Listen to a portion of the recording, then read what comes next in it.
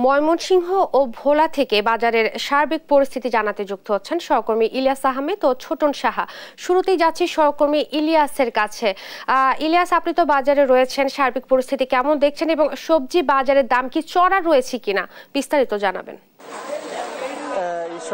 ময়মনসিংহের সবজির বাজারে গত সপ্তাহের তুলনায় এই সপ্তাহে কিন্তু কিছুটা স্বস্তি মেলেছে। অর্থাৎ আমরা দেখেছি যে সবজির বাজারে স্বস্তি মেলেও মাছ মাংসের বাজার কিন্তু অনেকটাই চড়া রয়েছে। অর্থাৎ আজকের বাজার দর আপনার মাধ্যমে একটু দর্শকদের জানাতে চাই। আমি এখন রয়েছি ময়মনসিংহের সবচেয়ে বড় কাঁচা বাজার মেছোয়া বাজারে রয়েছি। এই বাজারে আজকে পটল বিক্রি হচ্ছে 30 থেকে 40 টাকা কেজি দরে এবং বেগুন বিক্রি হচ্ছে 60 থেকে 80 টাকা কেজি দরে এবং কাঁচামরিচ বিক্রি হচ্ছে 160 টাকা কেজি দরে এবং শসা বিক্রি হচ্ছে 40 থেকে 50 টাকা কেজি দরে এবং পেঁপে বিক্রি হচ্ছে 30 থেকে 40 টাকা কেজি দরে এবং লাউ প্রতি পিস বিক্রি হচ্ছে 70 থেকে 80 টাকা করে। অর্থাৎ ভোক্তারা বলছেন যে সবজির বাজারে কিছুটা স্বস্তি থাকলেও মাছ মাংসের বাজার কিন্তু অনেকটাই চড়া রয়েছে। অর্থাৎ আজকের বাজারে ব্রয়লার মুরগি বিক্রি হচ্ছে 170 টাকা কেজি দরে। গত সপ্তাহে আমরা দেখেছি 155 টাকা কেজি দরে কিন্তু ব্রয়লার মুরগি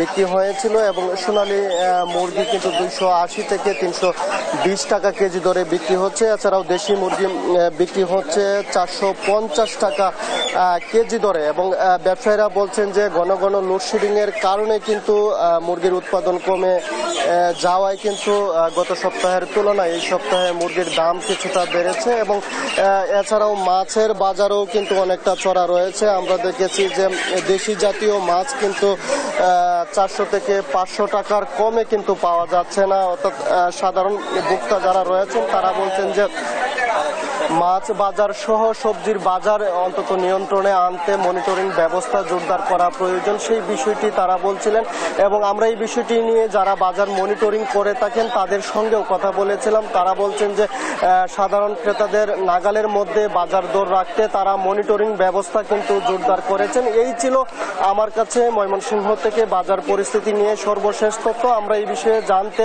এখন চলে যাব ভোলায়, সেখান থেকে যুক্ত হবেন আমাদের সহকর্মী ছোটন সাহা। ছুটির দিনের যে বাজার পরিস্থিতি ভোলার, আমরা বাজারে ঘুরেছি এবং বাজারে ঘুরে আজকে দেখেছি যে আদার দাম অত্যাধিক বেড়েছে। যে আদা বিক্রি হতো 220 থেকে 240 টাকা দরে, সেই আদা কিন্তু আজকের বাজারে কেজিতে বিক্রি হচ্ছে 280 টাকা দরে এবং একই সাথে বেড়েছে পেঁয়াজের দাম। পেঁয়াজ কিন্তু গত একদিন আগেও ছিল 100 থেকে 105 টাকা দরে, তবে আজকের বাজারে সেই পেঁয়াজ কিন্তু বিক্রি হচ্ছে 110 টাকা দরে এবং আলুর দামও কিন্তু অপরিবর্তিত রয়েছে। আলু কিন্তু বিক্রি হচ্ছে কেজিতে 50 টাকা দরে, যেটি আগে 52 টাকা ছিল এবং একই সাথে কাঁচামরিচের দামও বলা যায় অনেকটা বেশি। কাঁচামরিচ 160 টাকা দরে বিক্রি হচ্ছে। তবে আবার বেড়েছে কিন্তু গাজরের দাম। গাজর কিন্তু কেজিতে বিক্রি হচ্ছে 160 থেকে 170 টাকা, যেটি 2 সপ্তাহ আগেও একটু কম ছিল। আমরা একজন ক্রেতার সাথে কথা বলবো, একটু জানতে চাইবো বাজারের যে দরদাম আপনাদের কাছে সহনীয় মনে হয় কিনা। না, বাজারের দরদাম সহনীয় নয়, অনেক দাম বেড়েছে।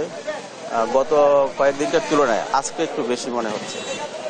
যেমন গাজর, তার আগে আমি কিনেছি 150 টাকা, আজকে 160 টাকা ধরে করেছি। আপনার এছাড়াও আদার কথা বললেন, আপনারা কি দাবি করছেন? আমরা দাবি করছি যে এই জিনিসগুলো যেন সাধারণ মানুষের পুরো ক্ষমতার ভিতরে থাকে। 3 আয়ের মানুষ, তাদের জন্য বাজার করা খুবই কঠিন। বর্তমান বাজারে তাদের চলাটা অত্যন্ত কঠিন। ধন্যবাদ। যেমনটি শুনছিলেন যে আসলে ক্রেতাদের দাবি বাজার মনিটরিং। একই সাথে আমরা কনজিউমার অ্যাসোসিয়েশন অফ ক্যাবের সাথে কথা বলছিলাম।